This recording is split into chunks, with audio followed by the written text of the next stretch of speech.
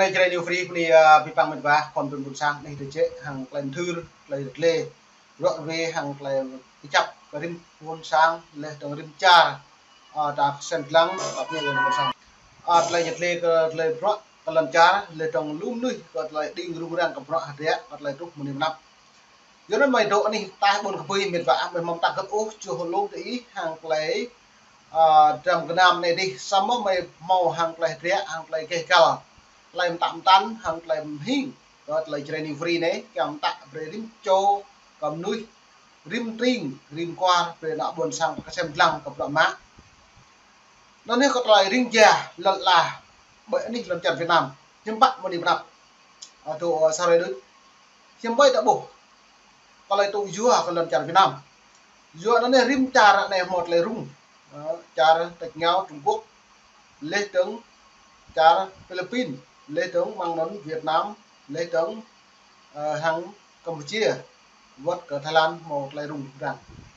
nó mua rằng trưng trục chè càng ring chè cả lại cái cả lại phiền núi lê tướng mang nón lại sim này là đấy nhưng bạn một lại rung rằng thì vừa kết lại muốn bạn có việc lại có việc được việc mong ta lấy ngăn sim này cái này có việc ông bạn việc mong ta lấy body cút lại phiền hàng lại cái cá buồn cùng nó như một lại non được nó có mày lọc trong đúng hàng lại lê rồi với mày mò màn hình được lon về xem lăng rồi lại rock sắp đúng hàng lại dần có gì chứ nhiều Mỹ chính thức công bố thuế quan toàn thế giới về Việt Nam chịu thiệt hại gì trả lời tới ta Việt Nam chỉ thông qua rồi ta lấy nhiều một lại đi tới ta một đi thông qua luật tôi tổng thống Donald Trump nhập về từ 20% hả và đạt 46% hả đây là nhất là bộ hình ai nhớ là buôn sang Việt Nam từng nuôi công nhân là công ty là mình bằng ở Sirut đã biết lên đăng mày rụt ra này lại còn lại thông tin tổng hợp làm có bút đây còn là rim là lấy hình về xem lăng lại hụt được rồi đi buôn sang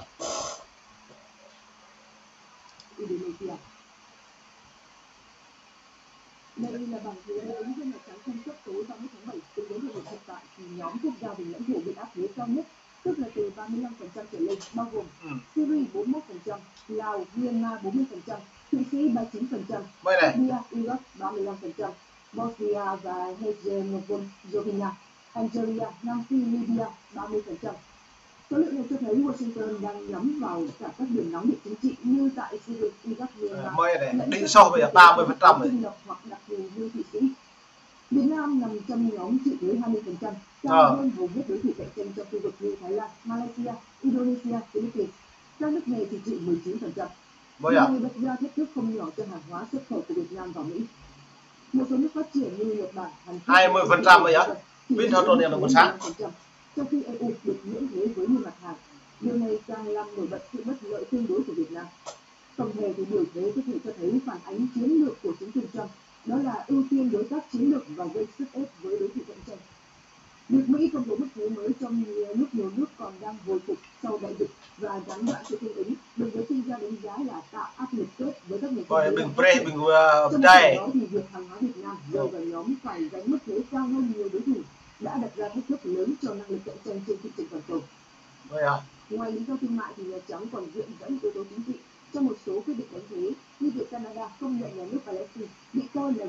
gây trở ngại đàm phán, thậm chí dẫn đến lời đe dọa sáp nhập Canada như một tiểu bang thứ 51, một tuyên bố bị Thủ tướng Mark Carney bác bỏ thẳng thừng. Cho nên mà tạo bộ gật lại rẽ nữa nhở bộ này rồi một lại hình này chính tạo bộ lại này bạn chính là xa liền span màu hiệu lực này Việt Nam chịu thuế 20%.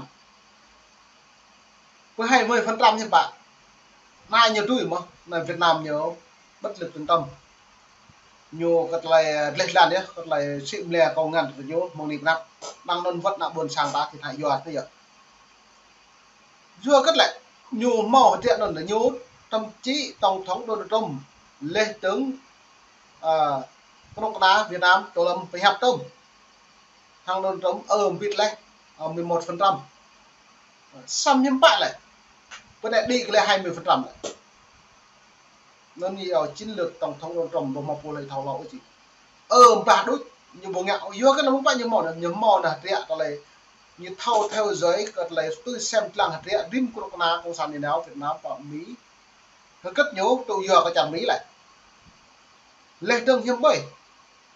cầm nuôi Mỹ ứng xử nhiều lên hiếm bảy nhưng lại tôi mất là phiền cái bố tôi làm lừa lọc lội bố ấy cả mọi cái lệ cả này mày tụ ép cái lệ và lấy cập nhật vào thông tin là tôi lại nuôi như giáo người Việt tại Hoa Kỳ là xuất thế 30 mấy nghìn người 300 mấy nghìn người nó lại việc lệ hình vật tại Việt Nam này mới cao một bạn tin tức mới cao thằng bố đi xem lăng đoạn này là giờ đã lút lại điểm nóng bây là thành là nó còn lại pro mạng lên trong công này protein mình đã mau chỉnh được vậy hôm nay lại mình đến đúng từ me video bởi đã từ 5 video đấy chứ sao rồi càng nghe liên tiếp là chính mày bấm mông mông quá chỉnh mày đã một lại hình một này bật lại hình Việt Nam chủ yếu nhưng mày mạng là thông tin là lại mừng an ninh làm chậm Việt Nam phương hướng của mày đấu tranh với cái tin tức thế giới là một đồ như cái này liên quan đến Việt Nam còn mày mãi rồi vất cha Mỹ vất Thái vất cha Campuchia mong giữ vào Việt Nam nó không mày một đúng thế là bộ mẫu giữ Việt Nam một vì một vì còn lần chặt này lần chặt thiếu mình ạ tôi lại càng thương với bạn buồn sang ta thằng lại bố tôi bố là hàng này là nhiều rung hàng này dần là một điểm nạp là lên làn hàng nuôi buồn sang lên trong thời quan là 21% ai nhiều mong điểm nạp bộ mong nuôi công ty lũ kèm hợp tác của Việt Nam vừa ra ban nằm mình kia chỉ mang đơn công nhân Việt Nam lấy bộ mẫu ngàn tu chế bình công ty một chủ triệu nhập có thể như thất nghiệp đi đa số thành phần đối cho tùy mạng nghèo mà là luôn luôn bậc lệ tôi đã mặc Bình Dương này Đồng Nai này Đồng Tháp này đấy ạ đa tại Sài Gòn này đa Bình Định này là công ty như lu lo như lệ công ty Trung Quốc cái lũ bởi đi Việt Nam lên thực hiện lòn hàng nhất Trung Quốc hàng nhì nhiều Đài Loan hàng ba Hàn Quốc công ty thì nhiều nghiệp lần sau mưa niệm đặt lên mức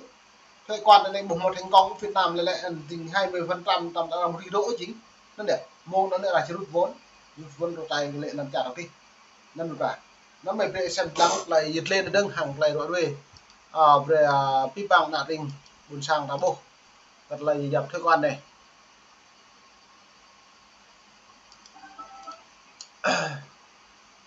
lại và tu trà này các bạn lại gặp đó một được nạp tháo bố thì đây Chuyển sang tin tức về nội bộ nước Mỹ, thưa quý vị, Tổng thống Donald Trump vừa ký sắc lệnh hành pháp khôi phục bài kiểm tra thể lực Tổng thống, chương trình từng là biểu tượng giáo dục thể chất tại Mỹ trước khi bị điều chỉnh dưới thời Obama.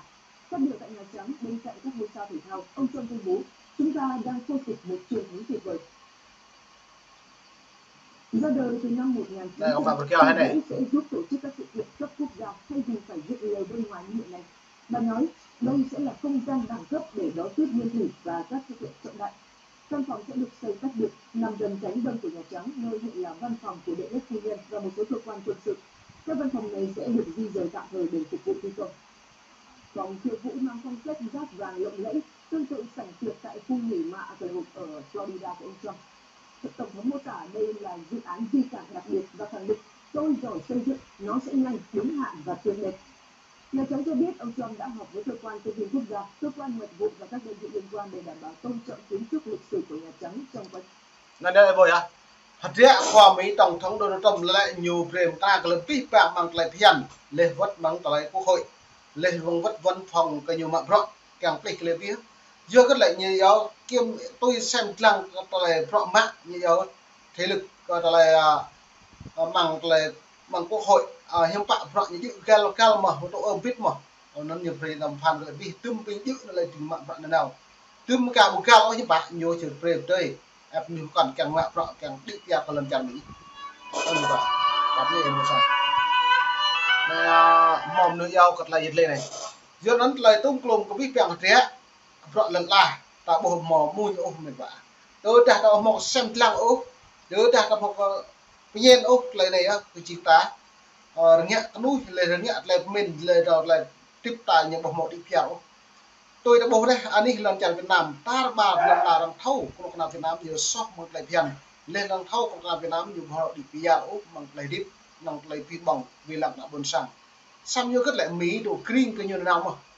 mang lần là rằng tu chia lóc có nhiều xăm nhiều rằng về ya chót từ 20% những căn cứ thường là mọi người nên được ạ lên trên công em đúng hàng lấy lên về xem lăng lấy chôn công đoạn này là lấy cái tân cái loại về rẻ có kẹt cái luôn chăm ý Tờ giả mạo Theodosia do chính chiến dịch của bà Clinton tài trợ đã được CIA và FBI đưa vào báo cáo tình báo hậu bầu cử tạo cơ sở cho cuộc điều tra kéo dài suốt 2 năm đầu của nhiệm kỳ Trump. New York Post bình luận Russiagate đã bị vạch trần là một trò lừa thế kỷ nhưng hậu quả vẫn còn đó. Một nhiệm kỳ tổng thống bị phá hoại và hàng triệu người Mỹ vẫn tin vào điều chưa từng có thật. Thế vậy à? Giữa đến tổng thống Donald Trump là lao như chuyện bị vợ nhưng bà màu thua thun điều tra của vợ Hillary Clinton lên tổng thống Obama lên tổng thống Joe Biden vợ mạng hiếm bạn lại giữa nó nữa hạt trình luôn nuôi nào buồn sang tôi cứ cả bình nuôi hoặc lập lò tôi cứ ông được bạn giữa nước Mỹ hàng này lại nhớ về tịch lệ vi phạm hạt bằng luật tư pháp bộ luật dân sự này bộ luật ứng xử này bộ luật thế lực này nhưng càng là vi phạm nên càng cái chấp cái giảm mấy như vậy tôi đã buộc làm với bài giấy cái lần chặt cần vô lên lần chặt bao nhiêu lên trong nhiều sự cả chính bên lề xã hội bộ càng tổ chung củaนั้นมองในใจนิวฟรีมจึงเลยเลยปนีพิพังเม็ดแวกของดำเนินสร้างขับยิงดิบลงถึงแม่มดุงดีห่างไกล